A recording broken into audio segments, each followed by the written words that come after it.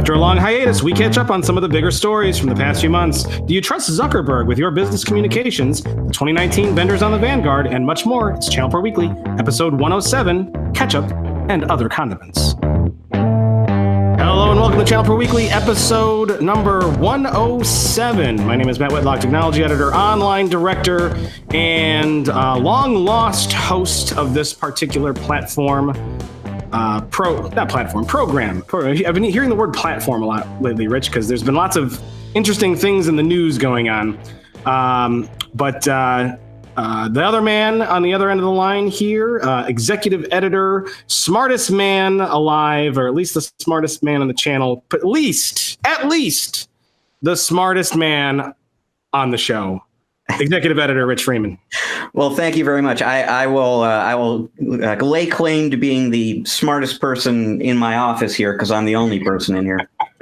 See, had I been upstairs, as you see, I'm broadcasting from a remote location. Okay, very far away from my normal digs, the downstairs kitchen table. Yes, because I think my office mate, Mr. Kitty, has sabotaged my desktop PC.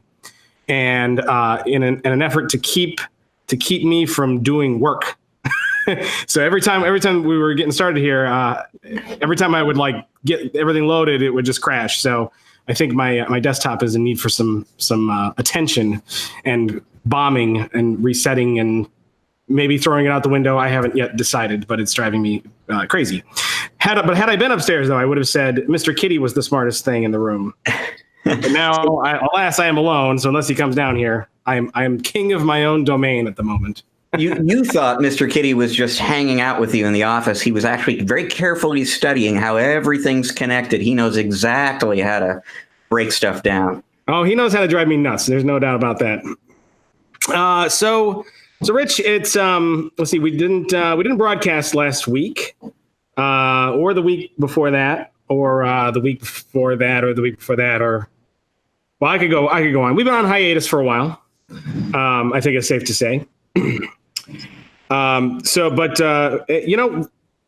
As we've promised from the beginning, ChannelPro Weekly is a show that will be done weekly, meaning there are 52 weeks in a year, one or more of them will have a show. We have yet to do an episode that did not air during a week. Right, and I think that's important. We are true to our word.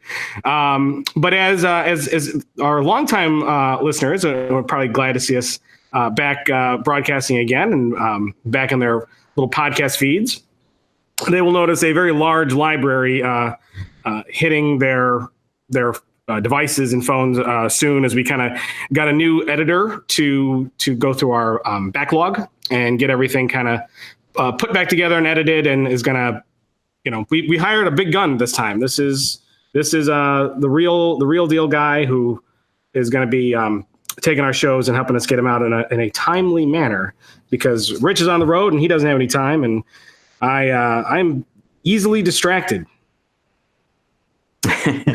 And you have a very dangerous cat around. And I have a cat that is trying to sabotage me at every turn. That darn rodent. So hopefully we'll be a little more regular. I know we've been wanting to get back on the air here for quite a long time, and there's lots of things we could talk about. So everybody prepare. This is going to be a 48-hour episode as we go through all the news that we missed. No, I'm kidding. We are not going to do that in a while, but we are going to recap a couple of things that happened in our live shows that I think will be fun that we can talk about, and we're just going to kind of pick up right where we left off, Rich. We're just going to talk about the news and talk about some stories that we got cooking, coming out onto the site soon, or in the magazine. I got a museum pick and a tech pick. So, life goes on, Rich. From a news perspective, I'll just let people know mostly what we're going to be doing is catching folks up on the biggest stories that have broken since the last episode that we recorded. There have been a lot of really big, interesting stories that you and I didn't get a chance to talk about. And there were some things in the news this week, but I figure we're better off just sort of recapping some of the giant storylines in the industry in the last, whatever it's been, 4 or 5 months. Yeah, it's been a while, and we never like to be that way, but that's just kind of how it crumbles sometimes. Got because we got a lot of things going on. But hopefully we're back. We're back more regular. That's the goal. I say regular. Of course, we won't be we won't be on next week. But that is due to some unexpected travel on my side. Some grandparents, 2 grandmothers, in fact, are. This is going to be one of our probably last family visits for them, and we wanted to get the kids up to see them one last time, to see the great grandparents while they can. So not exactly a trip I want to take, but something that needs to be done. And we're not going to have anything to talk about if we broadcast again in like 5 days. So we'll be out next week, but then we'll be back the week after, and hopefully the week after that, and the week after that, and maybe the week after that. We'll just have to see. And there will be lots to talk about in the next few episodes. There are some big conferences involving big vendors coming up, so timing will be good. Yeah, excellent. That's good to hear. So, Rich, just on a more personal note, what have you been up to? Since when? This year? Since the dawn of the 2019 calendar year, which is kind of when we stopped and took a break. Yeah, actually, that's right. So now it's coming back to me. That timing wise, it was probably February when we went on hiatus, and so most of the time since then, I've been doing more of what I do all the time, which is wing my way around the country, attending conferences and interviewing vendors and distributors and MSPs and VARs, and so I've been to a ton of really interesting shows this year. And then last week I was on vacation, which was pretty awesome. After you were missed. Well, thank you. So after all that kind of traveling around and going all day long, last week I spent on the beach in the Caribbean, and I did not move, and I did not do. I just truly, it was like a week on the beach, and then interspersed with plenty of cocktails and dinner and catching up on my sleep. It was great. It was much needed, and it was great. And then this week, actually, instead of coming home to Seattle, I went straight from that conference or that vacation. I can hardly tell them apart. I went straight from vacation to Buffalo, New York, to attend an Ingram Micro event. Their SMB Alliance community met this week in Buffalo, and that was great. Those are our people, Matt. It was just great sort of hanging out, not just with the Ingram folks who are always good to catch up with, but a good crowd of MSPs and resellers and so on at that show. Awesome. I wish I was on the beach too, drinking some Mai Tais, right? Pina coladas and all that stuff. Yeah. Was that your beach drink of choice? Oh no, I tried them all. I don't think now that we're talking about it, because I kept joking with people before the vacation that I was going to spend a week on the beach sipping cocktails with little paper parasols. I don't think they ever gave me the little paper parasol, but beyond that, I had the whole experience. What, are they cheaping out now? No paper parasols? I don't know. Maybe that's not a Caribbean thing. Huh. There's a serious problem in the world if there's no. I mean, that's like a Asian restaurant thing. I know I see them there, but I thought that was kind of like you have a tropical drink of any kind, and there's a little umbrella in it. I don't know. All right, you just got to bring your own paper next time. Note for next time. Good. Good. I don't know if I have a whole lot to talk about because I can't remember what I did yesterday, let alone what I'm doing today or 4 months ago. But I've been just trying to keep my head above water, man.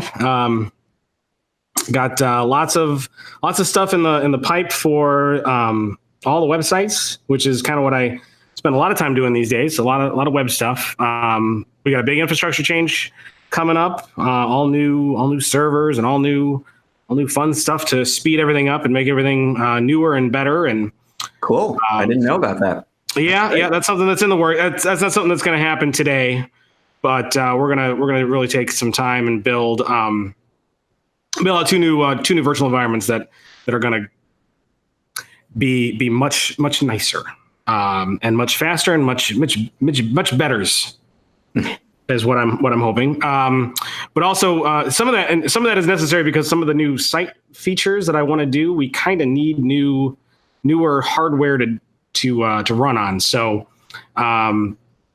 lots of interesting stuff coming up. I'll say that I don't want to preview a whole lot, and I'm I'm not always the best at kind of determining when things are going to be ready for the public, because I like to, make sure everything works really well before we push stuff out. But we want to make ChannelPro, it's already a great website, and we want to make it even better than it is, right?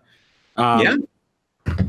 And that also includes the IoTplaybook.com site. So for those who follow our show, we haven't historically talked about the IoTplaybook.com site all that much, but that is a rapidly growing part of the ChannelPro network. So if you are wanting to learn about IoT, where the opportunities are in IoT, how to get started in IoT, what to do in IoT, including even information on certain projects you can do, good solid information to actually get on the ground and running. It's a site that's growing really quickly. And we've got some really good webinars on there. We've got some really good white papers that you should download and check out. So I'm going to put a plug in there, and then we have lots of new stuff coming for that site too, in the near future. It's probably worth highlighting. One of the things that's happened since the last episode of this podcast is the content partnership that we've established with Avnet and some of the Avnet communities and brands around IoT. So Avnet actually owns Hackster. They own this other site called Element 14. There are some other IoT-related, embedded systems-related communities that are part of the Avnet world. And those folks develop huge quantities of really, really great content, how-to content, that kind of hands-on stuff. And so we are repurposing, we are republishing some of that great stuff on the IoT Playbook site now, too. Fantastic. Yeah, lots of good things going on there. Lots of good changes. So IoTplaybook.com, make sure you bookmark that site and check that out, because IoT that's a growing monster that is going to be affecting everybody. And we don't always know how, but we're going to have some interesting conversations over the coming months just about how every facet of every business can be impacted by sensors and data aggregation and better analytics and edge processing and all this stuff. Just 3 weeks ago, in fact, I was at IoT World, the IoT World conference with our mutual boss, Michael Siggins, and our roving associate publisher, Joel Zadespinner, and pretty big show. And it's just interesting because IoT is at this stage of its development, basically, where everyone's kind of trying to figure everything out at once. And so it's just fun going booth to booth and meeting with vendors, and everybody's experimenting with some different angle on that market. And the attendees who are visiting the booths are all kind of trying to figure out, what do I need to know, and who do I need to be partnering with? We're at a very early stage with IoT, and it's, as many people have said, it's going to be enormous. Yeah, well, and that's proof and point of how big it's gotten right there. I mean, it has its own theme park, IoT World. Right. Yeah. Did you, of course, now my phone's ringing, but, okay. So before I get into IoT World, Rich, have you been getting just an abnormal amount of spam calls lately on any phone you have? Yes. And it's coming from one particular, in my case, it's coming from one particular company, and they, I don't know if I cut out there or you cut out for a moment there, but there's this one particular company that thinks I'm an MSP, and they've been calling my landline pretty regularly for the past few weeks. I don't know if that's what you're one is like a warranty scam, but they're calling my house like 5 times a day right now. It's really irritating. And and of course, like, number spoofing is the big deal. So like it has like a random person's name or like a local phone number. So it's like, oh, you want to answer it because it probably could be legitimate. But now I just ignore every phone call. I just assume every call is spam. But anyway, we're talking about IoT World. I was going to ask you, did you ride any of the roller coaster, the IoT roller coasters? I did not, but I did get to meet Thingy, the official theme park mascot. Thingy, and then did you ride It's a Small Sensor After All? I didn't notice that there. That would have been fun. Yeah, it would have been. All right. Well, we'll move off the IoT site. And we got a couple things that we wanted to talk about. So first was we've had 2 live shows, which is one of the reasons why we kind of were on a hiatus too, because our live shows are they're incredibly time consuming and busy. You know, there's a lot of stuff that goes into getting these ready. And we've had a big pre-day event this year, which has made the show a little extra stressful.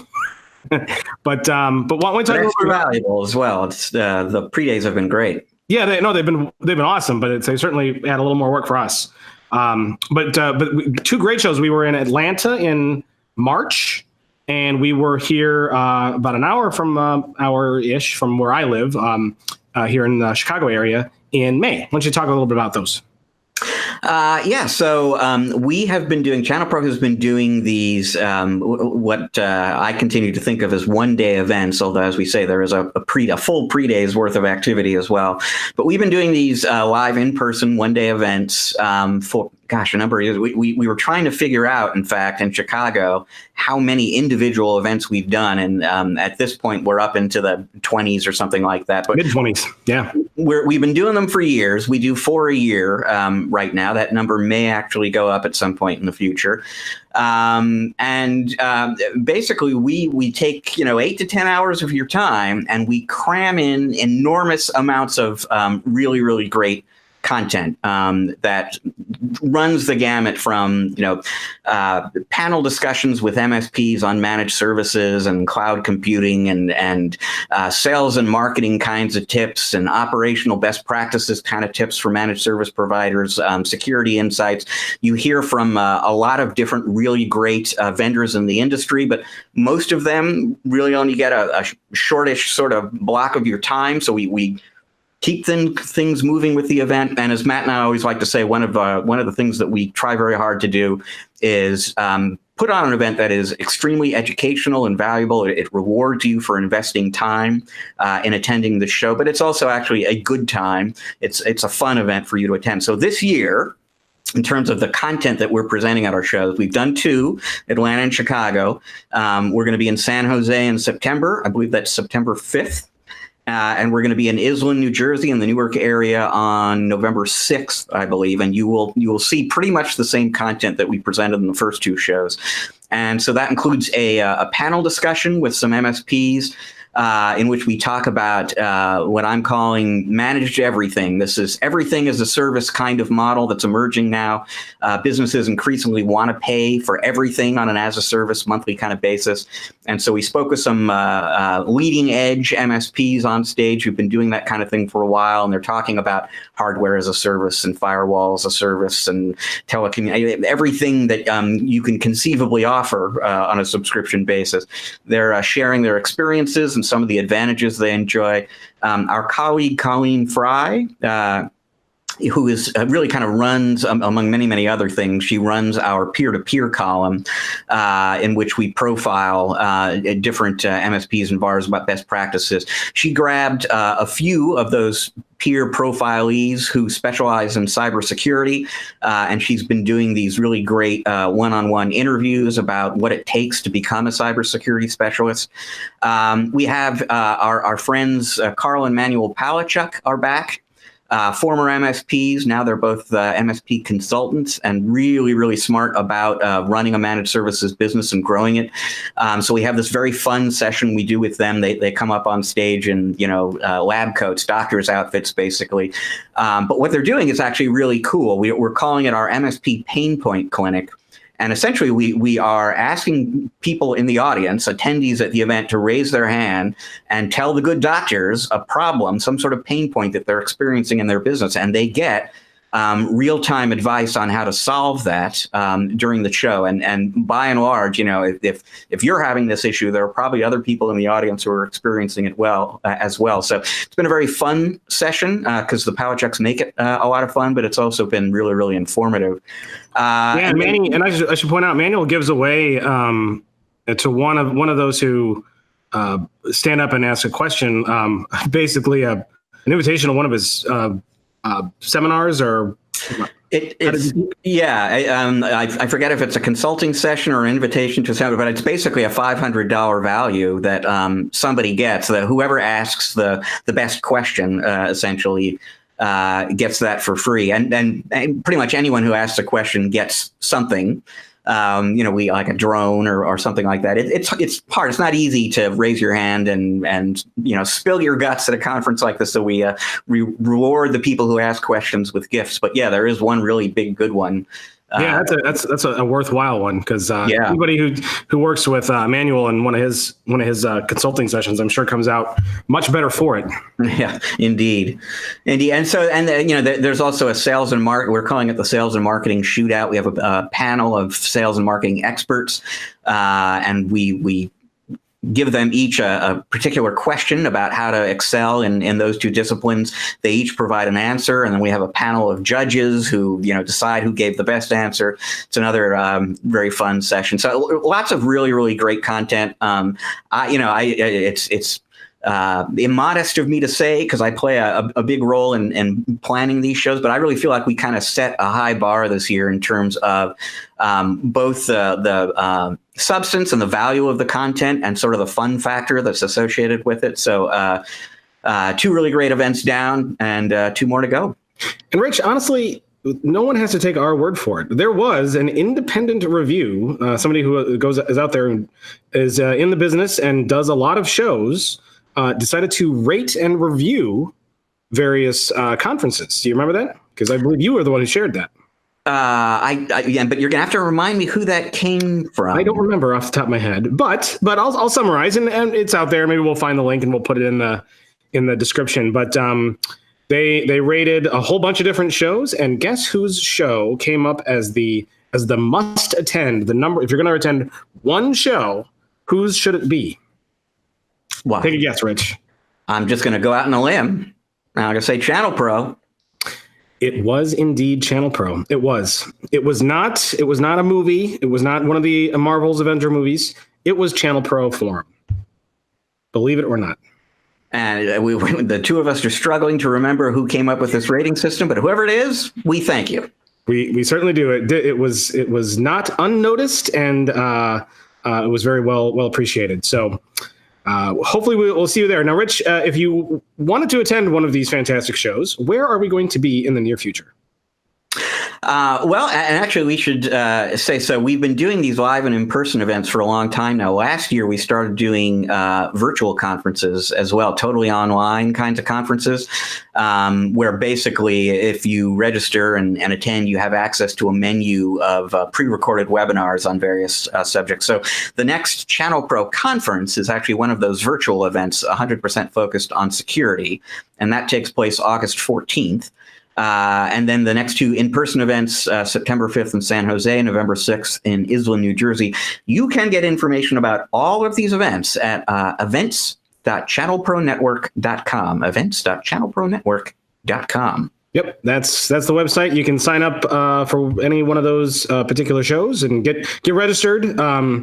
We tend to be able to take pretty much anybody who walks in the door on the day of, but I really encourage to register in advance to guarantee your seat, because eventually we do run out of space, and we're getting a lot of traction at these shows, and a lot of people are showing up. So get in there, get your registration in early, so that way we can be sure to accommodate and have everything ready to make your event experience wonderful.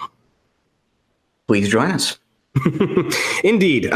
So you already talked about the security summit. Is there anything else you want to say about that? Because that is next on our list. No, I think, just letting folks know, and by all means, check it out if you're at all interested on that events website we just pointed you to. The nice thing about an online event, obviously, is there's no travel cost. You don't have to leave the office to attend, because our virtual events are built around these pre-recorded webinars. You can kind of pop in, pop out. You need to talk to a customer. You need to get into a meeting. You can do that and come back. So it's a much smaller investment of effort, but the content is just as good as what we do at the live events. Yeah, and agreed.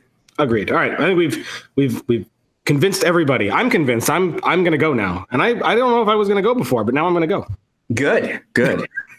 That's a relief because the soundboard is just not going to run itself. And, if I don't show up, a lot of things isn't going to work right. That's exactly right. Probably best I go. All right. So, Rich, we're going to dive into some of the news stories of the now the ones listed here first are these are the ones that have kind of already happened, right? Yeah, in fact, pretty much everything we're going to be talking about on this episode has happened at some point in the past. There's one story in there that I reported on this week, but it's not actually all that time sensitive. So this is really the catch-up episode. Oh, okay, good. All right, so here we go. The catch-up episode. There you go. the Heinz ketchup episode. Sponsored. No, I can't say sponsored by Heinz because that would be disingenuous had I said that. We'll have to call it the mustard show instead, just so nobody gets confused. Or some other random condiment of your choice.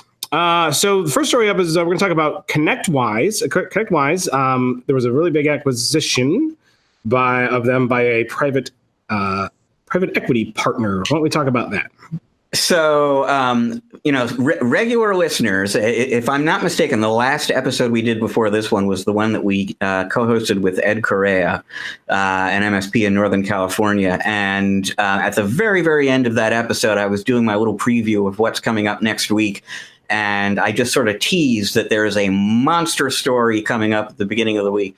This is the story that I was alluding to at that time, ConnectWise being acquired by private equity. And I hardly know where to begin here on this particular story because it's interesting in a lot of different ways. It's really almost a historic moment in the evolution of managed services. ConnectWise, as a business, either as a technology provider or as a vendor, has been around for 37 years. One of the biggest names in managed services software, obviously a pioneer truly, not only in PSA software, but particularly in the managed services suites that combine PSA with RMM and quoting. Those suites that increasingly dominate the managed services software landscape. That's a model that ConnectWise invested. Up until very recently, up until February, ConnectWise was really the last of the really big names in our market that was owned by the original founders. It had not been acquired by or accepted money from private equity investors. That has now changed. ConnectWise has been acquired by Thoma Bravo. Now, Thoma Bravo is a name that you've probably heard on this podcast before. They, in June 2017, they bought Continuum.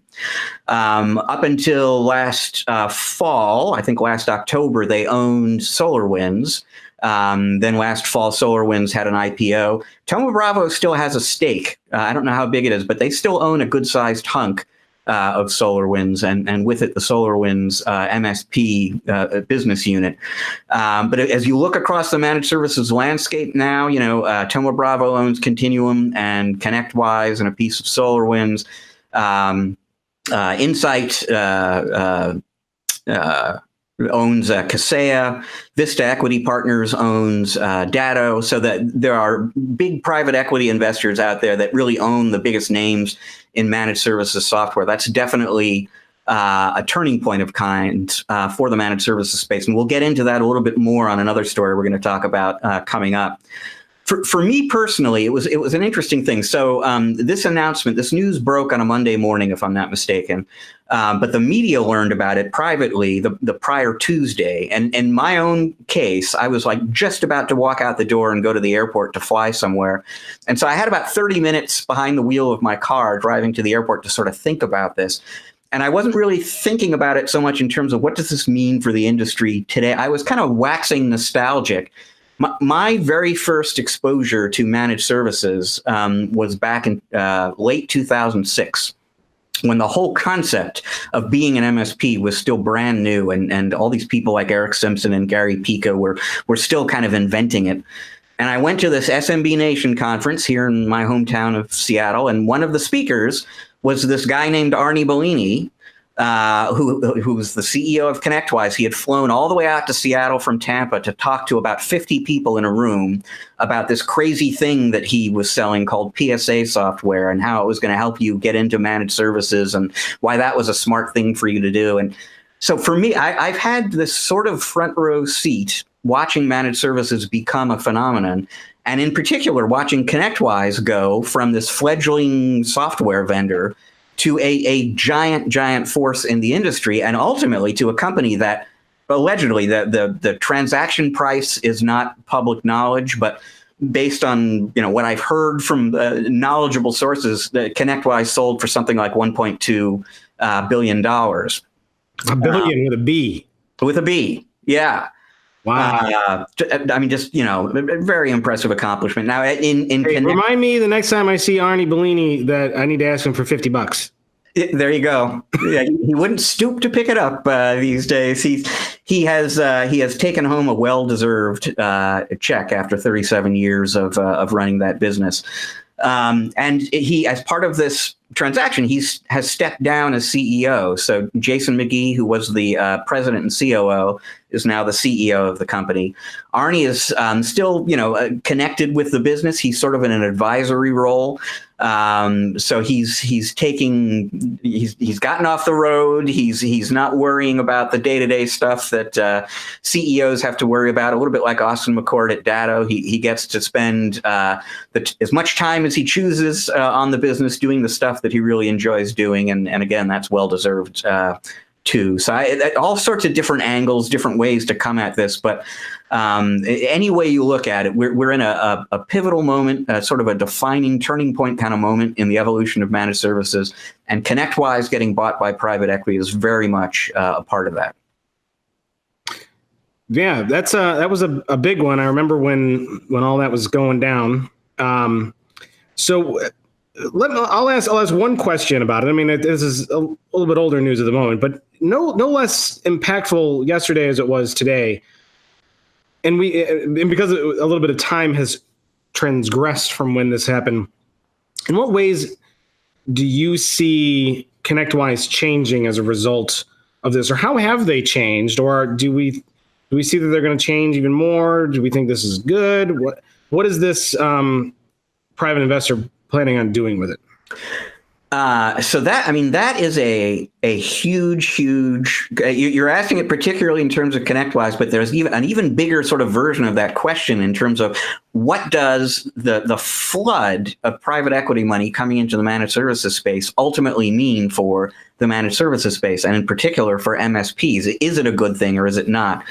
And it's not on the show sheet. I probably should have put it there. I published a story just before I went on vacation where I managed to actually I've been trying for about the last 2 years to interview an actual private equity investor, and just, it's somebody who is not a vendor, not an MSP, and get their perspective on what's exciting about managed services.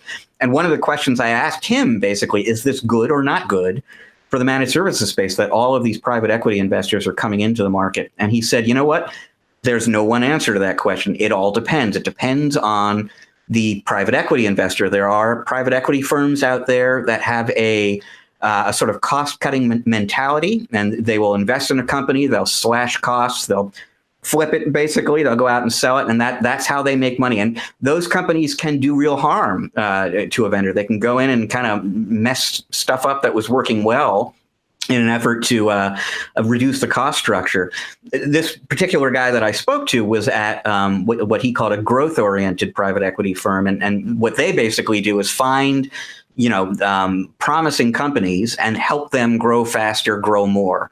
There's a lot of private equity dollars coming into some of these businesses. You're going to see companies like ConnectWise put those dollars to work. And this was something that Arnie and Jason McGee both explicitly said in their interview with me, is you're going to see us do more acquisitions. We can do that now. We have the money to go out and buy more companies and make our product suite that much better for our partners. You're going to see the product roadmap get more ambitious and faster. You're going to see new innovations come to market faster because we can kind of afford to do that now. We have the resources to do that. So, it's hard to say. I will say this. I went out and I interviewed some of ConnectWise's competitors when this story broke, just to kind of get their perspective on what it means. And Fred Vacola, the CEO of Kaseya, who's coming up in some stories we'll discuss shortly, he made the point, and Kaseya got acquired by private equity in 2013, if I'm not mistaken. So he's sort of further down the path of this evolution. And he made the point that, look, ultimately it was a great thing for us to get involved with the private equity world. But there was this period of a few years where the private equity guys were helping us evolve the company. And that can be a distraction. You've got to invest time and effort and energy in some of the work that a private equity investor can help you do to set yourself up for all these other great things further down the road. And so there was a bit of a competitive jab here, obviously, from Kaseya, sort of saying, hey, watch out, ConnectWise partners. They might be a little distracted for the next few years. But I think it's fair to observe. We've seen this enough times that, if they may have some other things on their mind for a little while at ConnectWise while they're kind of taking advantage of this Thoma Bravo investment. Now, next week in Orlando is the ConnectWise IT Nation Explore event. This is the conference formerly known as Automation Nation. What was it formerly known as before that? What was that? What was its former name before that? I think that's it. I think that it only had one other name. If I'm not mistaken. This is sort of their more techie. This is more for the technicians and the people who really kind of live in the tools day to day, as opposed to a business strategy kind of thing. But I will have an opportunity to meet with some of the executives over there. My guess is it's still too early for them to, significantly embellish what they've said already about what's changed and what's changing. But I will get an update from them on what the next 12 months looks like. Awesome. All right. So we'll look forward to hearing a little more about that. But we were talking about Kaseya and some of their private equity acquisition and evolution there, but they also just got an influx of cash not too long ago, and a non-trivial amount of cash. Money. I need to ask them for $50 too. There you go. I can bum money from. Yeah. So Fred Vacola, the CEO of Kaseya, is based in Miami, and Arnie is in Tampa. You make one trip to Florida, and you can collect some serious cash there. So we're talking. The big giant theme in managed services now is all of the private equity interest in that space. And this news involving Kaseya from last month really kind of interests or illustrates the degree to which private equity is now interested in managed services. So Kaseya announced in conjunction with its annual partner event that they had received a $500 million, $500 million incremental investment on top of the previous private equity investment that they've accepted in their company. And so that's a good size hunk of change right there. But what's also notable about it to me, and I don't claim to be a Wall Street expert, this is not necessarily terra firma to me, but even I have heard of one of the companies that participated in this investment round. It's called TPG. Its founding partner is a gentleman named David Bonderman. And he's kind of a legend in the investing world. He's the kind of guy wealthy enough that sometimes when sports franchises are for sale, Bonderman's name will come up as a potential buyer. I remember when I first heard that TPG was involved making an investment, and even by TPG standards, a big investment in Kaseya, my very first thought was managed services was a big deal in the investment world before. Now it's Bonderman big. Now it's gotten the attention of a guy who owns a piece of Spotify and Airbnb and SurveyMonkey and is making a serious investment in a big company in the managed services market as well. Coming out of this $500 million investment, according to Fred Vacola, Kaseya is now valued at $2.25 billion. And as he pointed out in an interview with me, so they're now a $2.25 billion company. ConnectWise sold for, we think, $1.2 billion. Datto sold for something approximately in that range as well. SolarWinds is a publicly traded company, but they are valued, well north of $1 billion as well. So you look at the really most obvious leaders in that managed services market, and they are all, the privately held ones are unicorns. They're all $1 billion+ businesses. SolarWinds, which is publicly traded, is well north of $1 billion. And as Fred pointed out quite accurately, unlike say an Uber or an Airbnb and some of these other companies that come up a lot in the context of private equity, although Uber is now publicly traded as well. Unlike a lot of those other companies you hear about more often, the managed services companies are all spectacularly profitable. Let me see if I can find the statistic in particular on Kaseya, because I want to say, well, they grew at a 32.5% rate, but their profit margin is comfortably into the double digits. Managed services has gone from this phenomenon that a handful of people like Gary Pica and Eric Simpson were inventing back in 2006, and Arnie Bellini's trying to talk people into doing it, into something that attracts the attention of a David Bonderman, attracts 500 million, somewhat routinely attracts $1.2 billion or $500 million investments, and it's really still just in its growth phase, folks. There's still a lot to go, basically, in terms of the growth of managed services and the evolution of that market. At one point in the interview I did with him after ConnectWise sold, Fred Ricola said that as much as you've seen the market change in the last 4 or 5 years, it's going to change way more in the next 4 or 5 years. 4 or 5 years from now, the managed services space as we know it will no longer be recognizable.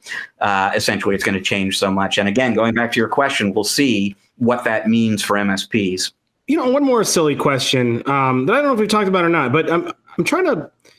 We're seeing a lot of private investors buy these kinds of managed services companies. But I'm not seeing a lot of them being sold off. Like, they seem to be keeping them, and that is interesting. Have you noticed any major sales of these beyond acquisition, or are they just kind of holding on to them? And why? Is it because of the recurring revenue side of it, that it's just like a piggy bank that they can keep going to every month to buy other stuff, or what? If we look at the companies, the 4 companies that I've just been kind of concentrating on in the last few minutes here. So Thoma Bravo bought SolarWinds, but then they did publicly list that company. So that's a case. And, they hung on to a hunk of it because, yes, there's recurring revenue and a lot of growth potential. They still consider it a good investment. But they did the IPO on SolarWinds. Datto really hasn't been in private equity hands about 1.5 years at this point. ConnectWise was just acquired. Kaseya is a little bit different. They very much fit into that mold you're talking about. And that is one of the notable things about this $500 million investment. This is a moment in Kaseya's evolution as a company where they could have done the IPO. And instead, as Fred Ricola put it in my interview with him, they doubled down. They brought in more private equity investment. And decided to stay engaged in that kind of way at that kind of level, and that's a company that's been with Insights again since 2013. So that is very much a case where the private equity investor comes in and stays in and actually gets deeper in, because Insight contributed some of the money to that $500 million investment as well. They bought more of Kaseya in that investment round. So I think it's a little bit all over the map in terms of folks sticking around and not sticking around. But I do think part of what goes into that calculation for a lot of these companies is that long-term growth potential and the recurring revenue model. Yeah, interesting. So what's Kaseya doing with a lot of their money? What are they buying? They just bought something recently, right? Well, they did, and this is another big story that broke while we were on hiatus. And this news also broke last month during the Kaseya Connect annual conference. They bought ID Agent. Now let's just recap, because they've been buying up companies left and right at Kaseya for the last year, and that started with Unitrends, the appliance-based BDR company, and then they bought Rapid Fire Tools and a cloud-to-cloud backup vendor named Spanning. They announced, it turns out they had actually sort of signed the deal that ultimately resulted in them owning IT Glue, the managed services documentation company, but they publicly revealed that news towards the end of last year. And then now this year, they announced that they have acquired ID Agent. Now, the fascinating thing about ID Agent is I probably don't have to tell very many people, very many channel pros listening to this podcast, what they do. And this despite the fact that they have not been in business all that long, really just a couple of years or so at this point in the channel. But what ID Agent does, for those of you not familiar with it, they really sort of pioneered the dark web monitoring model. So they created a solution. And originally when they created it, this is another one of those companies that started out as an IT provider. They created a solution for one customer that they eventually realized could be a product, and they turned it into a product. ID Agent is based in the Washington, D.C. area. And as an IT provider, they were working for a federal agency, and they created a solution that essentially aggregates stolen credentials, stolen passwords and usernames from the dark web, where cyber criminals buy and sell this information. And it allows you... Cyber criminals. Exactly. Capital N nefarious, yes. So this system allows you as an MSP to know if one of your clients has stolen credentials that are being traded on the dark web. And if that's the case, obviously, you can help your customer protect themselves. I would argue, as valuable as that kind of a service is, I would argue the reason ID Agent has caught fire in the channel the way it has in the last 2 years, and the reason it was a valuable acquisition target and something that Kaseya wanted, is because that product has turned out to be an incredible sales tool. And I'm becoming a sort of a connoisseur. I'm collecting like my favorite stories of how MSPs use the dark web data from ID Agent to go into a client meeting with a prospective customer and basically just seal the deal in an instant. But I mean, there is nothing that's going to have more impact with a customer in a sales meeting than asking them, what is your current MSP doing a good job keeping you secure? And when inevitably the answer is, oh yeah, no, they're doing great. You reach into your pocket, you pull out a slip of paper, and there's the CEO's password written on it. Done deal. They sign the contract immediately. You are their MSP.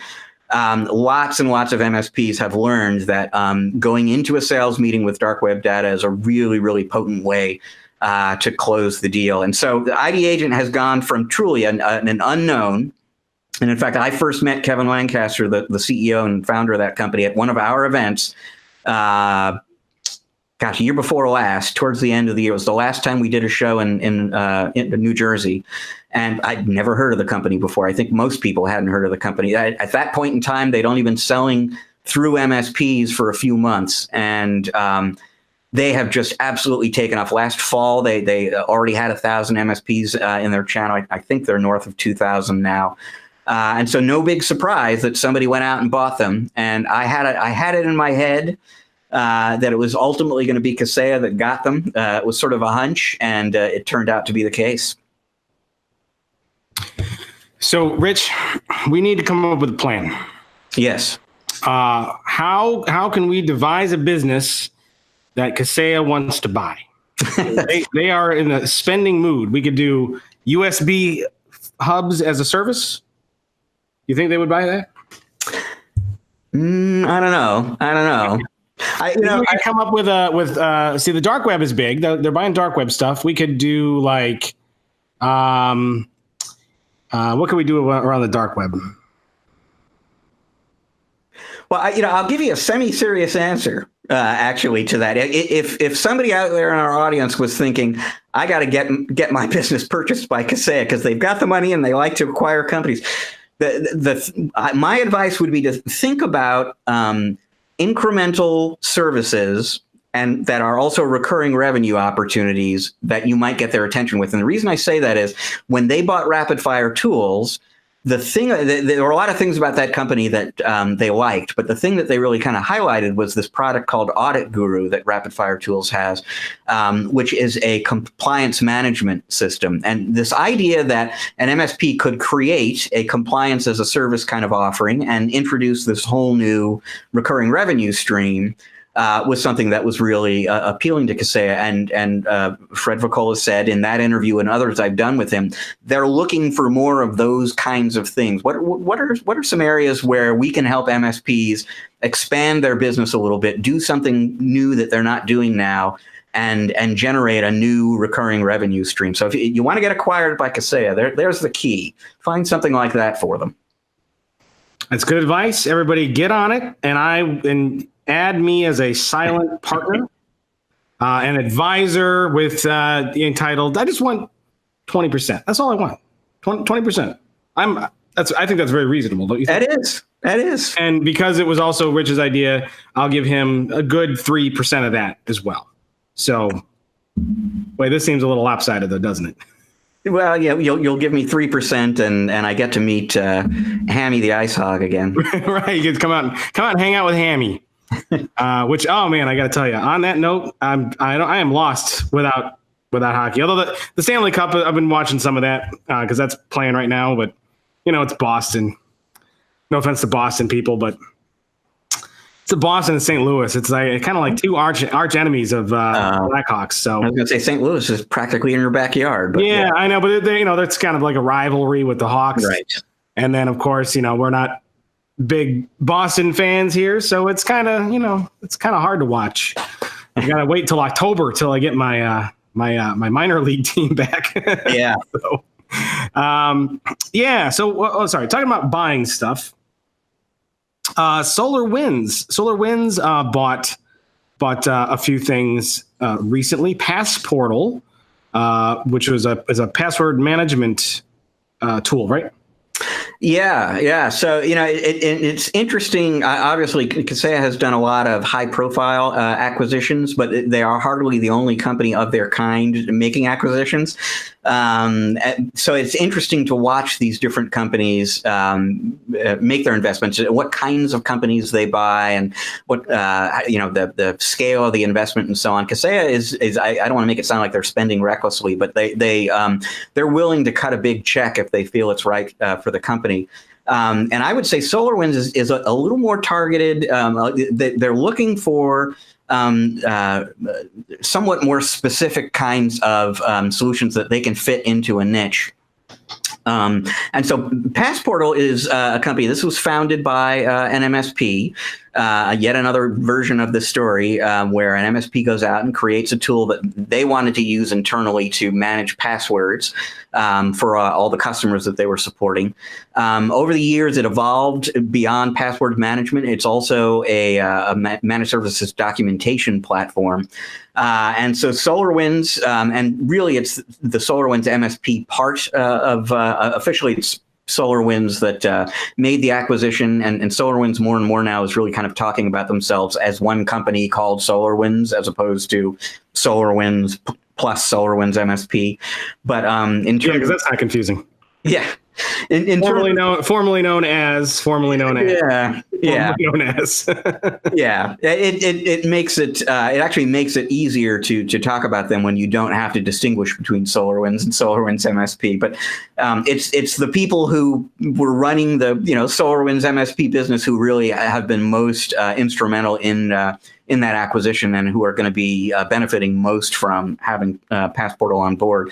So actually, it's another kind of nice story of some people who came up with a really good idea and worked really hard for a number of years, and now they have collected some money in return for their hard work. And the most of those people are sticking around with the business, and they're going to be part of SolarWinds now. And I mean, this goes for Kevin Lancaster, the CEO of ID Agent, as well. He's now he's sticking with Kaseya. He's actually got this bigger role than he had before, and I'm sure he would have been fine, just continuing to run ID Agent as a Kaseya subsidiary, but he's actually in charge of the whole security portfolio for Kaseya now. So he runs the Auth Anvil identity and access management product group, and he's inheriting one of the Rapid Fire Tools products. And so he's got this bigger job at a $2.25 billion company now. And Colin Knox from Passportal is, I want to get the title right, but I think it's something like Vice President of Product Management at SolarWinds in their managed services business. He's got this great big new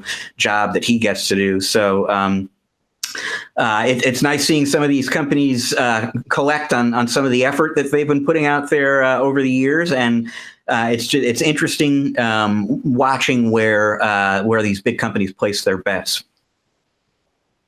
Yeah, that's you think it's a minor thing, but I'm sure there's lots of MSPs that have problems dealing with something like password management. And I can imagine as you get bigger and you scale out and you start getting a lot of clients, that has got to be a royal pain in the butt. Yeah, most people don't even know how to deal with their own passwords, let alone the passwords of 10,000 other people.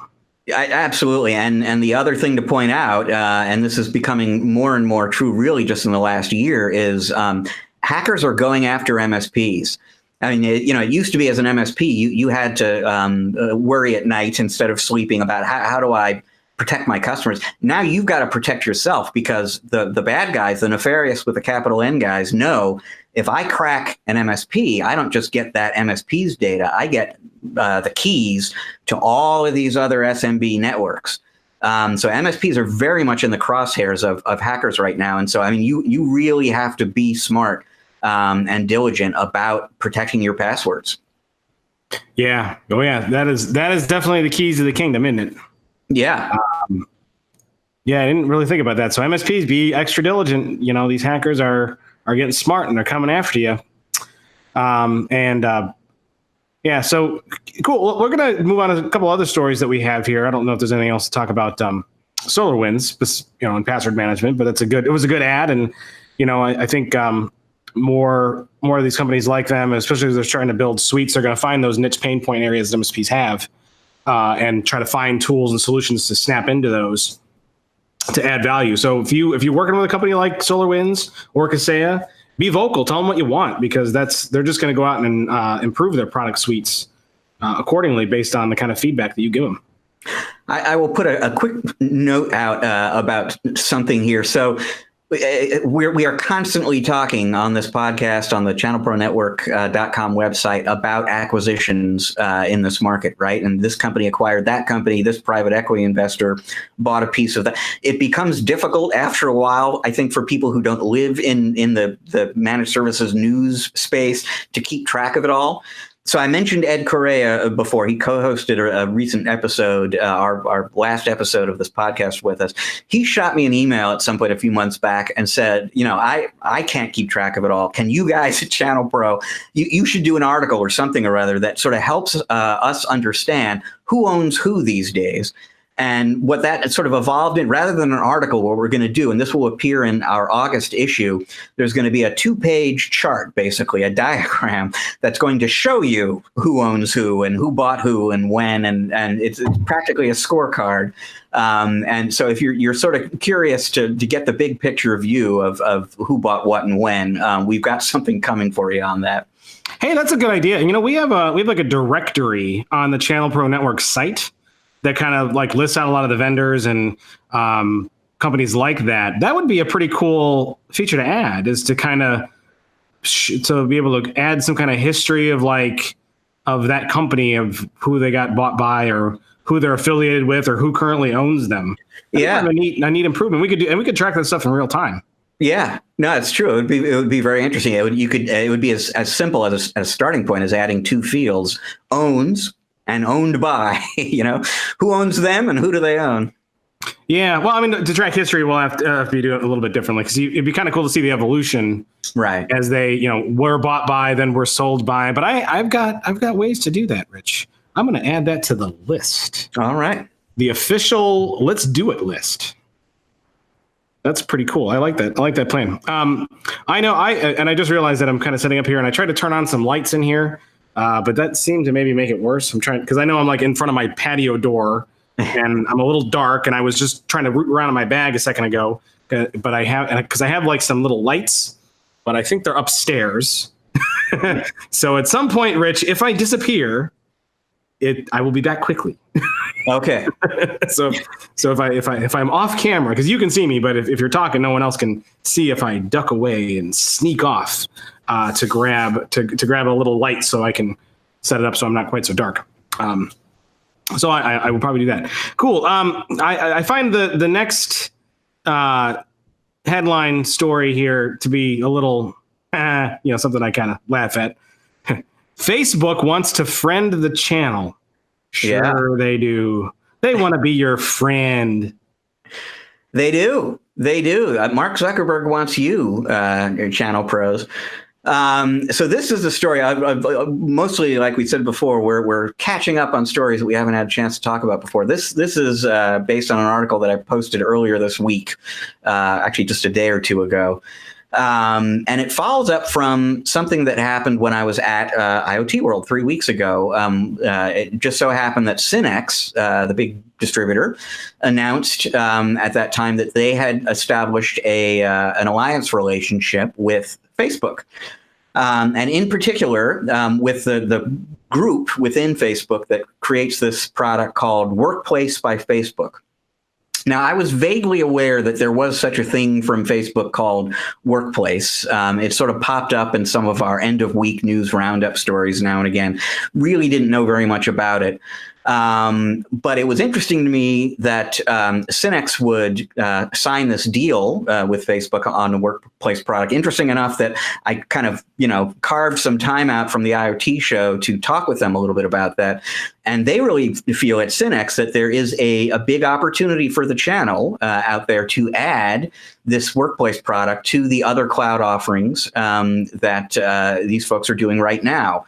And I was intrigued enough about that, and about the fact that Synex is now the first U.S. distributor for Workplace. So that's an indication that Facebook is making a move into the channel. I was interested enough about that I reached out to them, and they were good enough to connect me with one of their senior executives, and I got a chance to learn a little bit more about what's going on here. So the story basically is Workplace is essentially, just think of the Facebook platform that you already know, and imagine a version of that is designed for private use, commercial use inside a business as a communications and collaboration kind of tool.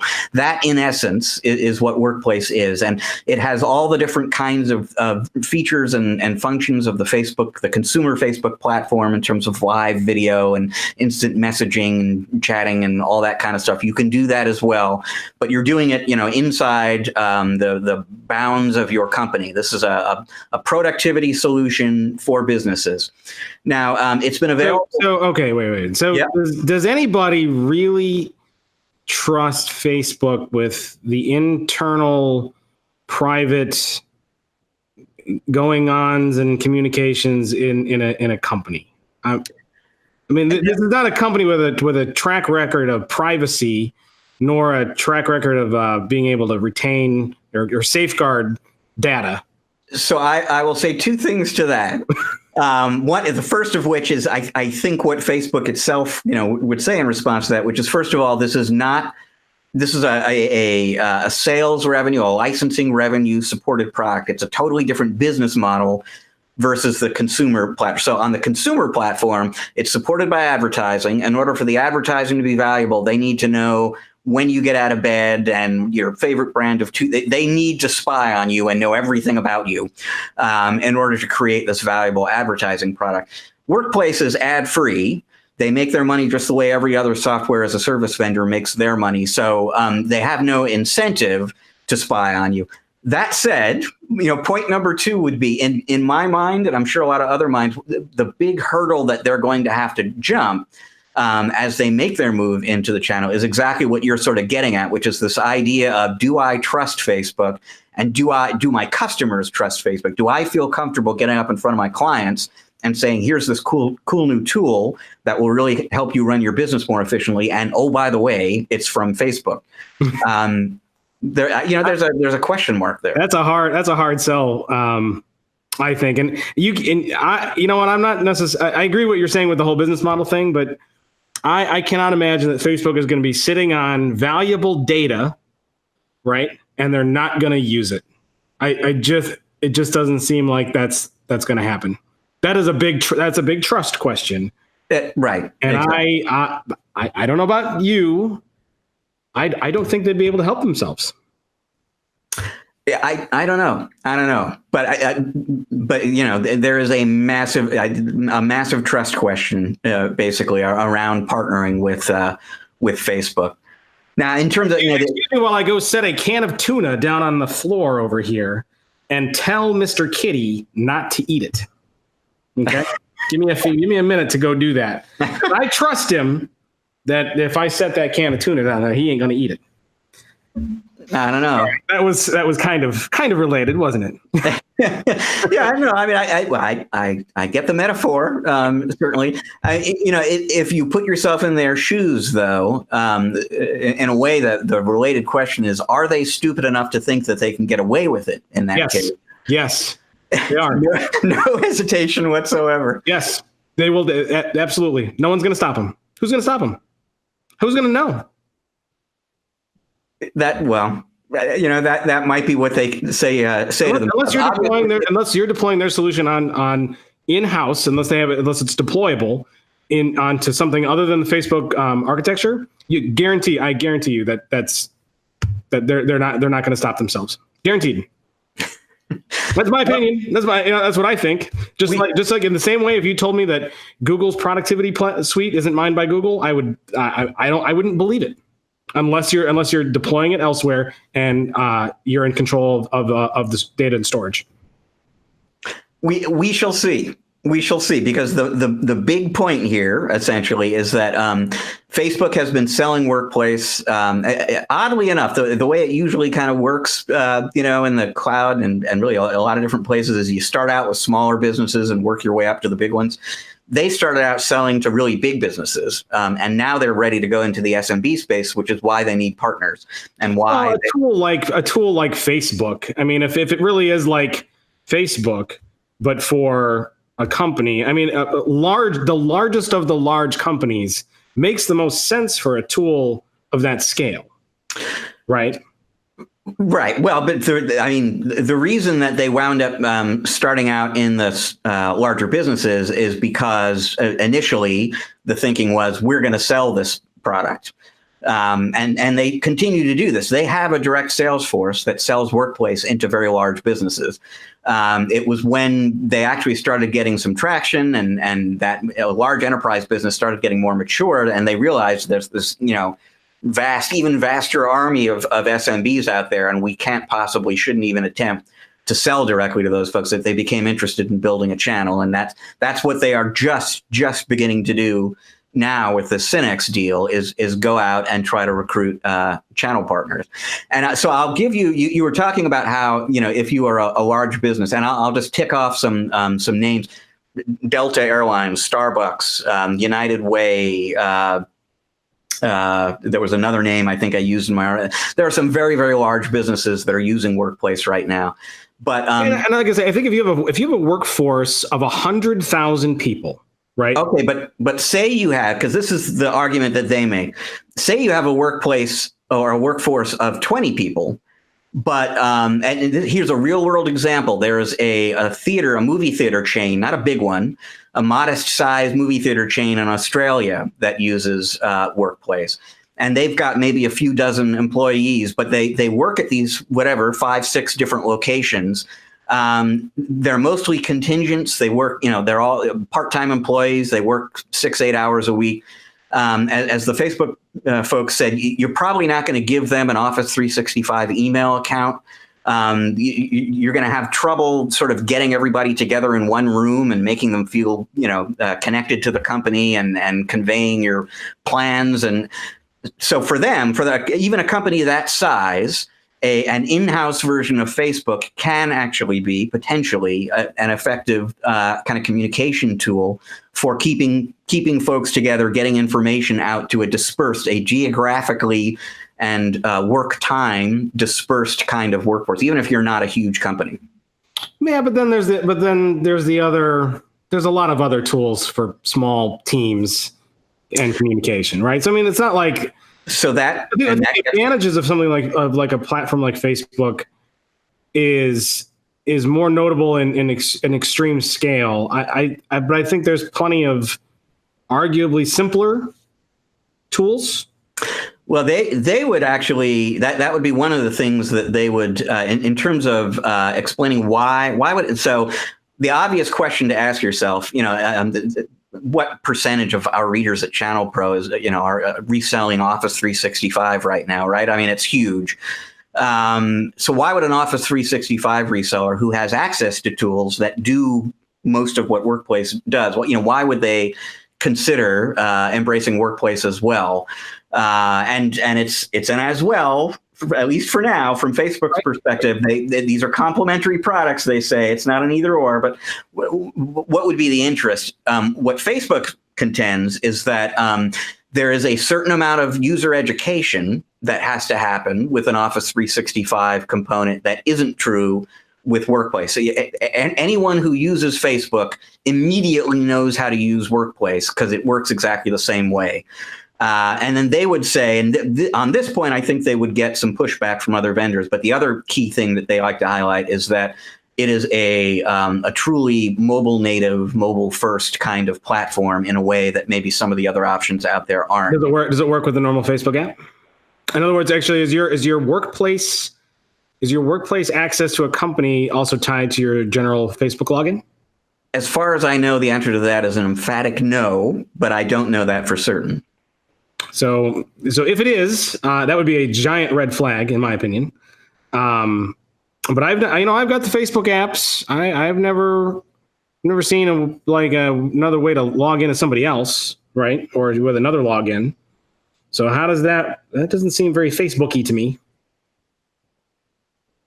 Yeah. Well, I mean, if so this is more like I don't really know how it works. So right. I also would say I and many others would not trust Facebook as far as we could throw them.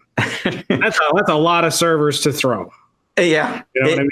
It's definitely going to be. In fact, it's going to be the biggest issue. I think that, and the fact, this is not you're not going to build a business around this, right? There are two editions of the product right now: a standard edition, which is free, and then the full featured premium. This is a kind of a freemium model. The premium edition of it is $3 per user per month, I believe.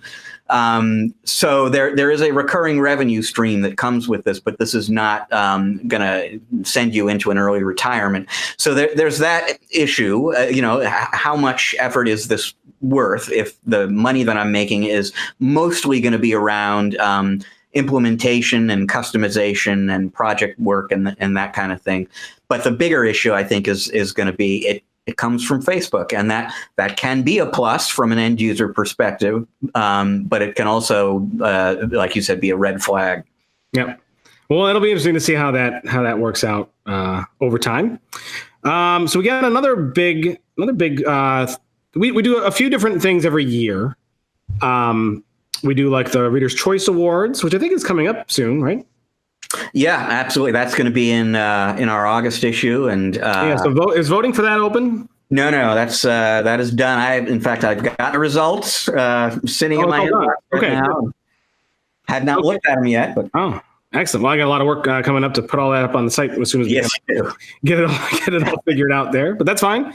That's all good. So I know we got that, but we also do the vendors on the Vanguard, and that's another one we do, as well as we do Reader Choice Awards, and we do the All-Star Awards, which is also a big deal, and that's in January, right? No, it's this year. I think we moved it up this year. I believe we did it in the December 2018 issue, but I think we've got it on the calendar for October now. Oh, October. Okay. If I'm not mistaken, we got some big battles coming up then. We do. We got to, yeah. We'll have to turn so for those who don't know about the All-Star Awards, that is kind of the awards that it's very unique. And I think it's getting a little steam. It certainly makes a lot of vendors mad, I'll say. Yeah. But it's a very unique program because we look very specifically at a 1-year period, and we say who has done something to have who has impacted the channel or MSPs or whatever in some large way, right? That's how we look at it, is in terms of impact, right, Rich? Exactly. And the key thing there is it's not just that they've, I think the phrase we use is a meaningful impact on the SMB channel. And it's not enough to have had a meaningful impact on the channel just in general. It's got to be within the last 12 months, essentially. So there has to be something specific that we can point to. And it typically it will be some kind of product launch or a new partner program or something like that. It doesn't have to be quite that narrow. But it's not enough. We do go out when we do the All-Star Awards and give readers an opportunity to make suggestions to us. The final selections are 100%, by the editorial team. Matt and Colleen and myself make the final decision on who's on the list. But we do accept input from our readers, and every year we get a lot of suggestions about this or that vendor, in which basically what the person says is, this is a really cool company. I've been partnering with these guys for 4 years, and I really, really love their technical support, or my partner account manager, and they're an all-star to me. And we totally respect that. Great. Yeah. I mean, that's great that they're a great company, but that's awesome. Did they do something in the last year that was like, wow, and that's what we look for. Exactly. Yeah. And that makes a lot of vendors very angry. I'm glad I'm not Joel around the time we publish the All-Star. I know. Because we're picky. I mean, when we fight, we don't have any set number that we choose any year. We've had years with this few. We've been doing this, I think, 3 years now, right? With this format. Yeah. I think we've had as few as 14 and as many as what, 20? 21? Well, in 2018, it was 19. I remember. Yeah, and it could be 40. It could also be 3, right? We really, you should, we'll never do these conversations live, but you should listen to me and Rich and Colleen as we go through the suggestions and the suggestions we put forth and the reader suggestions, and we really hash them out and we talk about it and hey, is it significant? How is it significant? Who is it impacting? Can we say it really impacted anything yet? And we're diligent about this. We want this to be the most coveted award in the channel by far. And for me, I usually wind up, I always wind up writing the article where we describe, why these companies made the list. And I always look forward to writing that article, actually, because it's kind of fun explaining to people what it is that's really cool this company did that earned them a place on the list. Yeah, and it's not just because HP is a great company. I mean, they are, and they do a lot of stuff. But but not everything they do is significant or significantly meaningful or has the potential or has been shown to change things.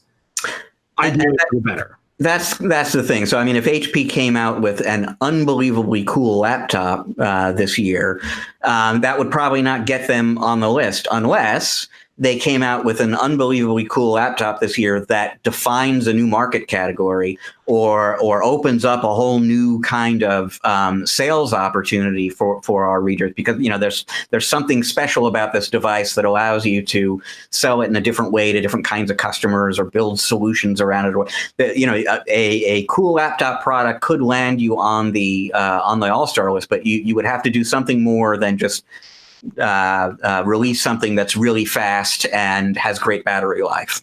Exactly. Well put. And our list is not, you don't have to pay a fee to submit a nomination or a suggestion or anything like that.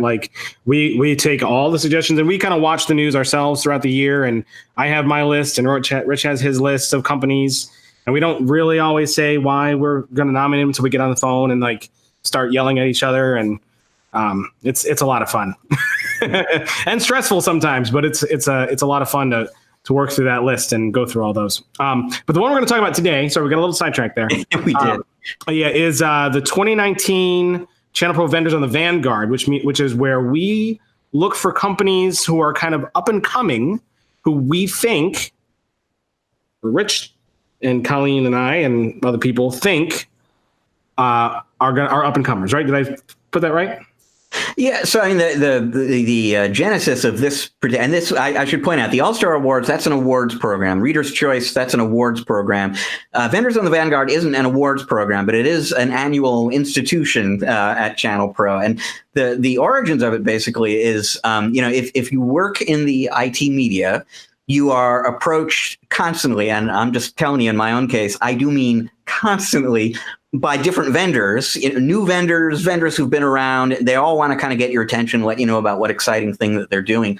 And you realize that there are thousands and thousands of different vendors out there working in different segments of the market. And there's no way that our readers can possibly know about all these companies. So at any given time, there are lots and lots of really interesting companies out there that are, unknown, up and coming, brand new. Maybe they've been around for a while, but they're underappreciated for one reason or another. These are companies that I might bring up in a conversation with an MSP at some conference, and they'll be like, I've never heard of those guys before. So we thought it would be great if once a year we pull together a selection of those kind of companies and train a spotlight on them a little bit and let people know, here are some companies you might want to check out. And so off the top of my head, I don't know how many names we had on the list this year. It tends to be 20-ish, but that list came out, about 2 months ago or something like that. It was our cover story in a recent issue of the magazine, and we just never got a chance to talk about it in the podcast. Yeah, so let's go through a few of the vendors on the Vanguard and talk about a few of the picks that you had. So and this is kind of random. These are not like the best names on the list, but just I'm glancing here at them. And here are a few that I'll just talk about briefly to give you a sense for the kind of thing that I'm talking about. So last November, I was at the IT Nation. It used to just be called IT Nation. Now it's IT Nation Engage. I don't even know anymore. It's their big November IT Nation event. And I had a meeting with a company that I'd never heard of before. They were pretty much brand new at the time, called Rocket Cyber.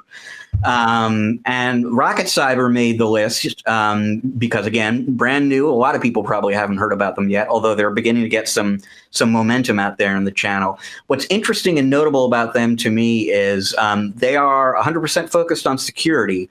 And their approach, there are plenty of security companies out there that will talk to you about the superiority of their technology. And that's why you should be using our stuff, as we have the best threat intelligence or what have you. But the thinking behind Rocket Cyber essentially is, by all means, we need to have really, really strong technology, but we're going to create a solution that is really, really easy for an MSP to adopt. So if you are watching the incredible growth of the security space and you're interested in maybe creating a cybersecurity practice and really getting a little bit more specialized in security, but you don't have the time or the money to make a massive investment in that, if you just want to start selling some stuff and getting some wins in cybersecurity, Rocket Cyber is a tool that you might want to take a look at. And they are not the only ones who are thinking this way these days, but they were the first ones who got my attention, certainly, as a company that has this. And it's interesting, too, because it's a sort of mix and match platform. They have all these different modules for different functions. You can use as many or as few as you want. And they're all designed to be very easily adopted, easily deployed, and you can get quick wins out of them and use that as the launching point for a security business. So that's a cool one. Here's another one. I can't remember if we talked about this one on the podcast or not.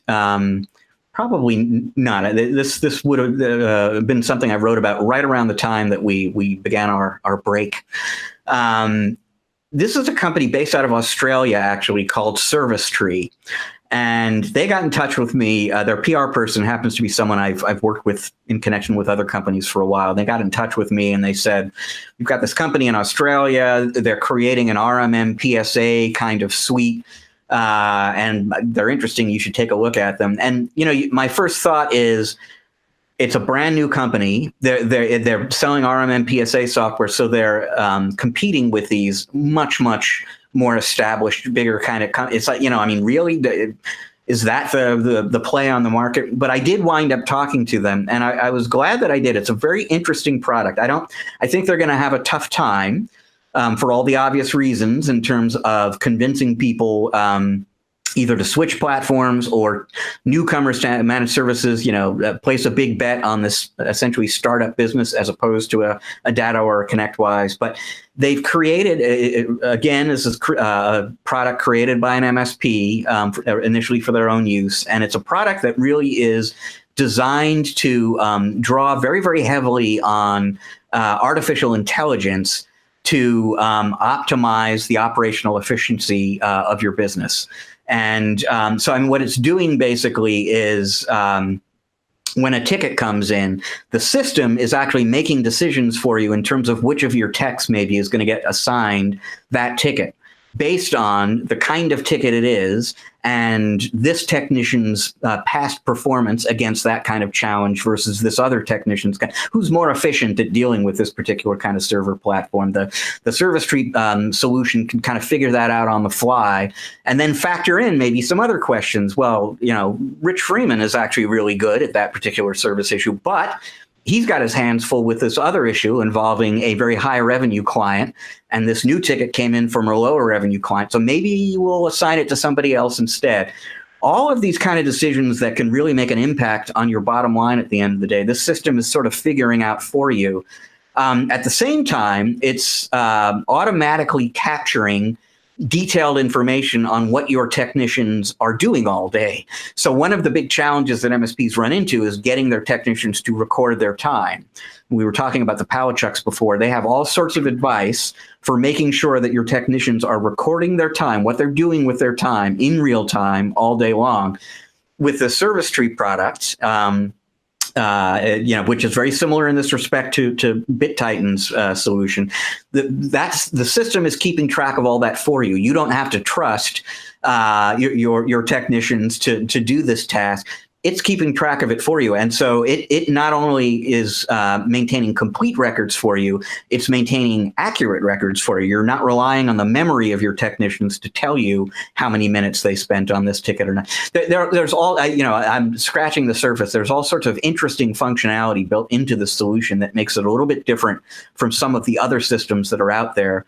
Like I said, they're going to face some hurdles getting into the market. I will be interested to see if these guys maybe become an acquisition target somewhere down the road, just because somebody is interested in glomming on to some of their technology and building it into their managed services suite.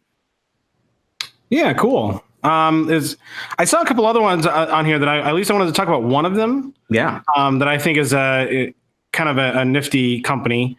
It's Domots. Yeah. Sounds all right. Domot. I always want to say Domot, but I think it's Domots. Domots is right. And they've been at our shows this year, and have talked a little bit on stage. So I've got to learn a little bit about their what they do. But that's a pretty cool company. You want to talk about them a little bit?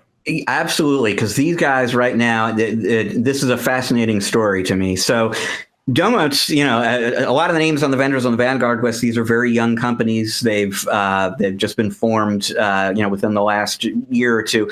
Domots has been around for a while. I forget when they were founded. I want to say it's in the 2013-ish kind of zone, but this is not a startup. And they've already got, they've got more than 3,000 partners supporting more than 20,000 networks around the world, with a solution that it's essentially an RMM tool. That's the best way to think about it. Yeah. But Domots up until now has been focused really on sort of adjacent markets. They haven't really been focused on the IT space. They've been working with people who sell video surveillance solutions and physical security kinds of solutions. And they've got a tool that's really sort of optimized for a lot of those different kinds of products and platforms. They are just now beginning to make their move into the IT space as well. And what's really sort of interesting about their play and about their product is, we were talking about the Internet of Things before, and that's headed your way if you're an MSP, one way or the other, and probably both. And in one way, obviously, is the opportunity to create value-added services and products around IoT. But even if you couldn't care less about that, about IoT at all, IoT is headed for you, like it or not, because there are going to be all sorts of things connecting to the networks at the businesses that you support.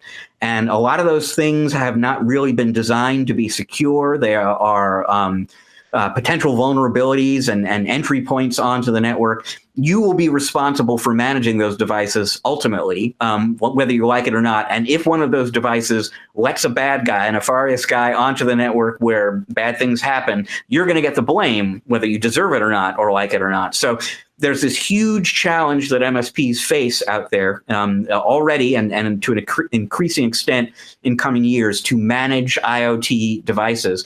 And quite honestly, the RMM tools, whoever you are and whatever RMM tool you use today, it probably does not do a very good job at managing those IoT devices. The vendors will tell you otherwise, but in reality, those products are really not set up to recognize these kinds of devices and endpoints that don't fit into the laptop, server, maybe switch access point kind of bucket. That is what Domotz and their product is. That's pretty much all it has been doing up until this point, is focusing on thermostats and video cameras and smart light bulbs and all this stuff, all these devices connecting to the network, potentially posing vulnerabilities. Domotz went out and bought a company called, an organization called Fing in 2016. Fing has what is arguably the world's biggest database of MAC addresses for all of these different kinds of gizmos. And Domotz has integrated Fing's database with their products. So the Domotz RMM platform will not only tell you that there's some kind of new device that just connected to this customer's network, it won't even just tell you it's a smart bulb. It'll tell you make and model. It'll give you very, very specific information on what kind of smart bulb just got plugged in at some. I bet there are MSPs out there right now who are dealing with a lot of bring your own stuff and would love to know what's being added to the network right away. I met with these guys for the first time at our Atlanta event. And I was familiar with what they did and what they were doing as they moved into IT. And our colleague Mark Smith has been really high on them for a while and has spoken to me about them. But I really drank the Kool-Aid when I sat down with them and had this meeting with them in Atlanta. And I walked away from that meeting realizing that these guys have something that every single one of our readers in the managed services space needs. And whether they get it from Domotz or not, that's a different question. But there aren't too many options out there right now. Too many platforms out there that are really going to give you the information that you need about thermostats and bulbs and video cameras and so on. And you have got to get your game together in terms of being able to manage that stuff. So these guys really deserved a spot on the vendors on the Vanguard list. Yeah, for sure. Cool. Any other ones you want to point out? There are tons more I could talk about. There was an interesting shout out to Alan Braun, who is a digital signage expert and one of my go-to authorities in digital signage. And he called my attention to a company called Hyperwall, which you might want to check out. Turns out, and I only recently learned this, the video wall segment of digital signage is growing at a much, much faster rate than digital signage overall right now. Video walls are a big hot opportunity, and Hyperwall has a solution that is 100% software based. You can run it on more or less whatever kind of hardware you want. It's easy to learn, easy to deploy. So if you're curious about putting your toe in the video wall waters, Hyperwall is actually kind of an interesting way to do that. Very cool. All right. Well, I think we're kind of running up to the to our time limit here. Time flies, Rich, when we're having fun. It does. We have all this stuff to talk about. So I do have a quick museum and tech pick if we want to get into that real quick. Yeah, please. If you got a few minutes. All right. So for those who might be new to joining us here at ChannelPro Weekly, I have a massive collection of old things, phones and computers and notebooks and laptops and switches and computery stuff and consumer tech. I've got video games galore. Like you name it, I will someday be featured on an episode of Hoarders, basically is what's going to happen. Or my wife will commit me to an insane asylum. But until that happens, my neurological problems are your entertainment. And I get to pick and share some of these devices with you. So I I grabbed an older phone. I've done a few phones. I've got a lot of phones, and I try not to do a phone every week because they get kind of boring. But I do have a lot of phones, a lot of different kinds of phones from various points in the cellular history. Going back to Rich, you probably remember a long time ago when I pulled out that old brick phone. You know, the old classic Motorola brick phone. Yeah. So this one is actually an Audiovox. I'm gonna hold it up here. If you're not watching and if you're listening to this, we'll put a picture of it. ChannelProNetwork.com/MGP for Matt's Gallery Picks. So this is an Audiovox CDM 3000. So not an old phone for sure. Not the first CDM phone or CDMA phone, but one of the early ones. And I kept this one because this was one of the early phones that really did SMS messaging justice. So if you notice on there, there's like a little envelope button. So this one was again not the first that could do SMS, but it was one of the ones that did it fairly well. I would say, and it had a pretty decent screen for compared to other phones at the time. And could store phone numbers and had some options in a phone. So you were starting to see the evolution of phones with that one. So do you ever have any phone? Oh, and of course, hold on. So I'm trying to remember what brand it was. My very first cell phone. I almost want to say it was an Ericsson, but I'm not sure of that. But it did look quite a bit like that. I got to say, and this might just be my ignorance or whatever, but I'm vaguely familiar with the Audiovox brand, but I don't know very much about it. So, I mean, what happened to Audiovox? How big were they at their peak? That is a great question. They had a stint in cellular for a while. I want to say that was not their core business though. But I've got to tell you, I don't know. But I'm sure, Rich, if you went to your favorite search engine and typed in the word Audiovox, you could probably find a page somewhere that has the history. Because I do believe that they had a lot of mobile. I want to say they did car audio. I could be wrong. I don't know. But yeah, I don't remember much else. But they didn't live in cellular for a super long time. I don't think. At least they got maybe that business that they got bought up by something like the next company we're going to talk to, like Motorola or talk about the Motorola or one of the other ones. But there was certainly a lot of different brands in cellular back then than there are today. Interesting. I don't know. That's a good question. I'm sure if we wanted to dive into it, but with time constraints, we'll just have to settle for an after show search.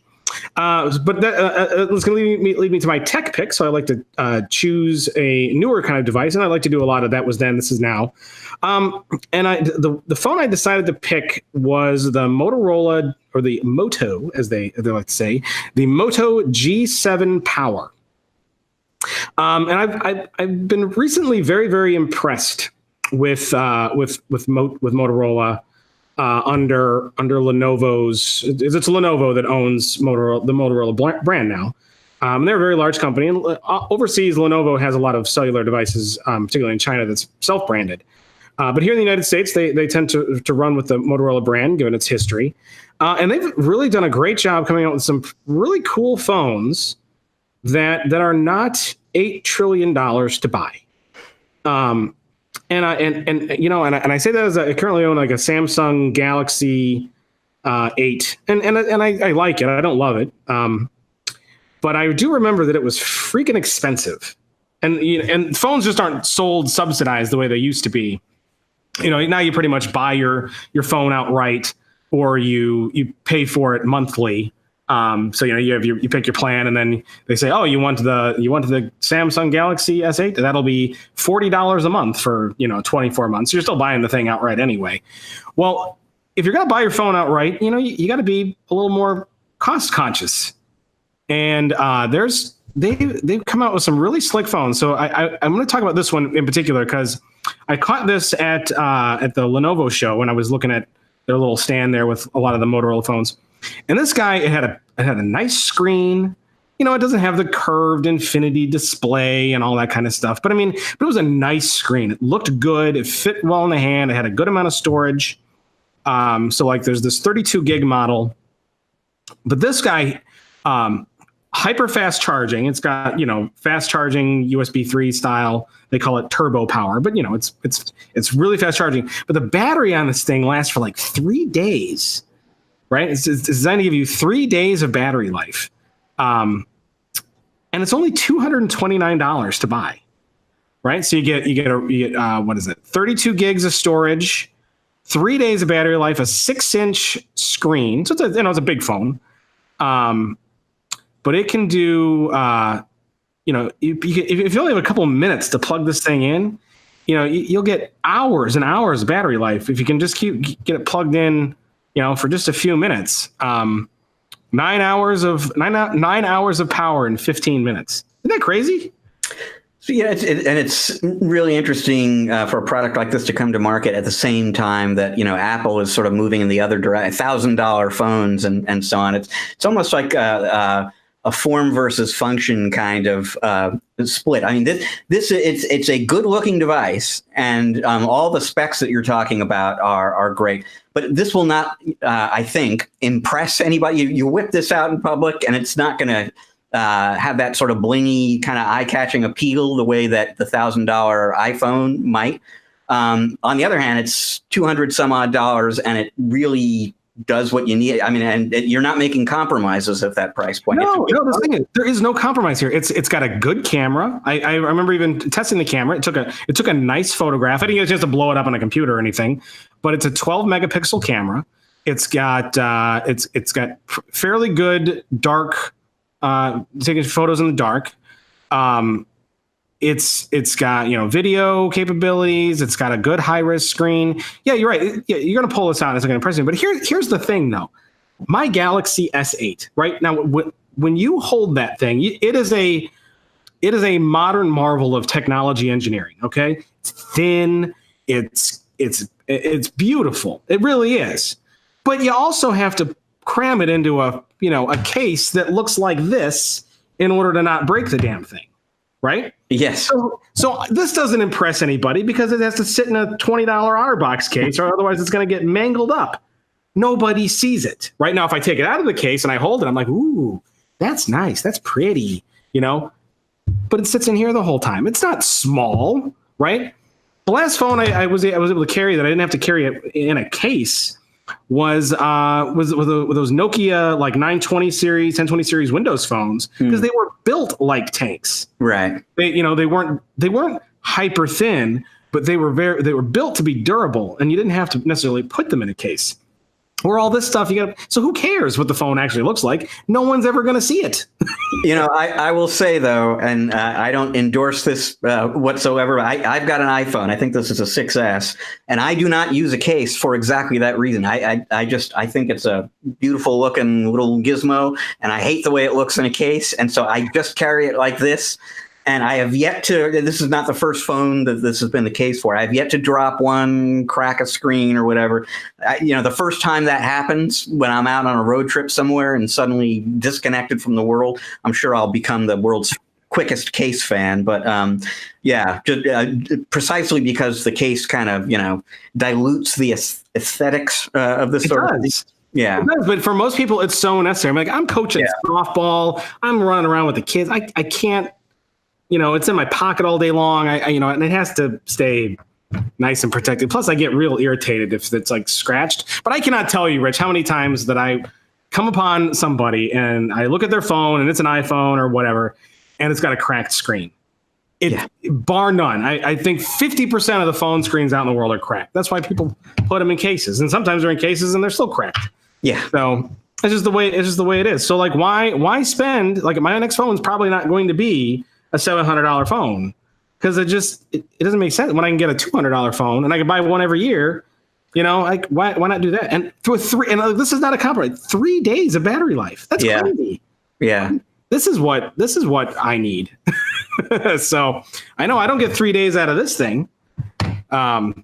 So it's a much smaller phone though too, but that one was a nice one. So anyway, that's my pick. It's started to go on a little cell phone rant there, but I thought, the landscape of phones has changed a lot. There was this desire to have the latest, greatest, most powerful, and that's still there for some people, but that was also a time when if you bought a cheap phone, you were making serious compromises, right? You were giving up the ability to take a decent picture and getting the ability to take instead of having crappy pictures or horrible battery life or very low res screen. Like there was always like that one compromise of like, yeah, that's what they did in order to make this phone $300 or whatever. Now it's not like that anymore. So it's a different world. And and it's probably a discussion for another time. But I mean, you could come at it from the other direction as well, which is asking what is it that you're getting in that $1,000 phone? Other than the cachet of having the latest and greatest and being able to kind of show people I have the newest iPhone. What is that $1,000 buying you other than the brand and the prestige of owning the device? Yeah, well, in some cases you could say that is for a lot of it that is what you're buying. You're spending a lot of money on that. Now, arguably, you are still getting like maybe a slightly better camera. You're getting maybe a slightly higher res screen. I know the screen on my S8 is insanely high res, and it's beautiful. And they sell it with this like that curve infinity edge thing. Although I have to tell you, that freaking drives me nuts, especially in a case. Right. I actually don't like it. I can't wait to actually go back to more of a flat phone with a bezel, because it's really hard to swipe in from, especially when it's in a case. It's hard to swipe in from the side, and it doesn't buy anything. It just makes the phone look thinner and makes it harder to see the stuff that's at the edge. So I don't know. Anyway, that's my pick. That's my reasonable. Get a lot of phone for the money cell phone pick today. The Moto G7 Power. I like it. All right. So if you want to subscribe to ChannelPro Weekly, which as we said, every show will be in a week of the year. Every one. Which weeks? That is not always consistent, but they'll be in a week. That is a promise. Promise is made, promise is kept. Rich. But if you want to subscribe, go to ChannelProNetwork.com and find any one of our podcast pages, and you'll be able to find subscribe links to iTunes. We're in the Google Play podcast store. We're on Stitcher. We're just about everywhere podcasts are aggregated. Are we in Spotify? I gave up. Rich, I have given up trying to get into Spotify. Unless we go to a third party, like we host our own podcast. Our site kind of is built to do all this stuff. But unless you use a third party service that is devoted to podcasting, Spotify only talks to those people. They do not. No one else actually works there or checks email. It is impossible. If somebody has figured out a way to get into Spotify without using one of those third party podcast hosting services, I would love to know and who you talk to. Because it is impossible as far as I can tell. But I'll keep trying. I've been trying for like a year and a half. I'm not having any luck. But we'll see. But we're certainly everywhere else. If you have a favorite podcast app, you can throw the RSS link for our podcast. It's on channelpronetwork.com/ well, crap, I can't remember. It's on the show sheet. Go on the show sheet. And you can put that in any podcast app, and it'll start sucking them down right to your device as we put them out. So you don't have to worry about when we do them. Just subscribe, and when we do a show, it's there, ready for you to go. We also do the video version on YouTube. So we do live stream it when we record it live. And our new podcast editor is supposed to be really quick about turning the show around and putting kind of a more polished version with bumpers and all that stuff out within hopefully days of each show. That's our goal. We want to get this out super duper fast in the future, and we're putting our money where our mouth is, and we're going to be paying to have that done by someone who's really, really good. Really good. Should we give him a plug, Rich? Yeah, why not? Mr. James Comork of Spreading Flames Media is a great video and audio editor. We've been using him for various things over the years, and he's really good. And we're gonna pony up and have him do this for us. So if you could subscribe and help us get those subscribe numbers, maybe like the show at various services, it would also be helpful because we are spending money on this, and we want we need to show support so we can bring some sponsors in and help support the show. So if you do want to support the show, I've been toying with the idea of setting up like a Patreon account or something like that if you want to donate on a regular basis to support the program. So we'll be doing something like that in the near future as well. As soon as we are established and we're like sure we can deliver a show pretty regularly week after week. I don't want to solicit anybody for money until we get our consistency problem solved. Rich? You look at me. So if you're on YouTube, if you want to subscribe to us on YouTube, hit the subscribe, the like, whatever, and you have to hit the bell because subscriptions are kind of meaningless on YouTube now. Now you have to say I subscribe, which would normally mean notified. But no, it's different. You have to say you want to be notified to something that you're subscribed to. And pretty soon you're going to have to subscribe to notifications of something you're subscribed to. But I'm sure that's in a future YouTube update. So we'll probably get the video version of the show out more places too at some point. But we're gonna start here and see how it goes. What do you think, Rich? I absolutely, yeah. All right, my last question for you, because I know we're like 15 minutes over where you want it to be. Oh no, I'm good. We one of the things that everybody I know really loves about our show is when we do the show titles. Yes. We put some thought into them. They're always usually pretty funny, and our intros. So we generally do exit the show before we do that. But do you think viewers who are watching the live stream would like to see how we concoct the show titles and record the intros? I'm not sure. I mean, coming up with a show title, they might, but I don't know. What do you think? I don't know what how strong the entertainment value is there, but we certainly come up with some funny ones. I mean, because I think for every one show title we use, we probably have 7 or 8 others that we don't, and some of them are pretty darn funny. Yeah, but I can't. That's a behind the scenes thing, and I just don't know if anybody would want to or not. They could always leave. It's not even, that's the thing. Yeah, what does it hurt to just stick around if you'd like? It doesn't hurt, and if we get enough people watching, we could solicit show titles from the audience. This is true, and I kind of like that idea. All right, well, how about this? So let's just stay on. We're gonna close out the show, and then we're gonna stay on. We're gonna record the intro and come up with the show title live. And we'll tell James that we're doing that because I didn't tell him we were going to be doing that. So if you are watching live and you would like to suggest a show title, by all means, put it in the chat and we will see it. So we're gonna end the show there. I'd like to thank you all for joining us here in episode 107. We will be back with episode 108 in the near future. Until then, on behalf of everyone here at ChannelPro, myself and Mr. Rich Freeman, have a great week. See you soon.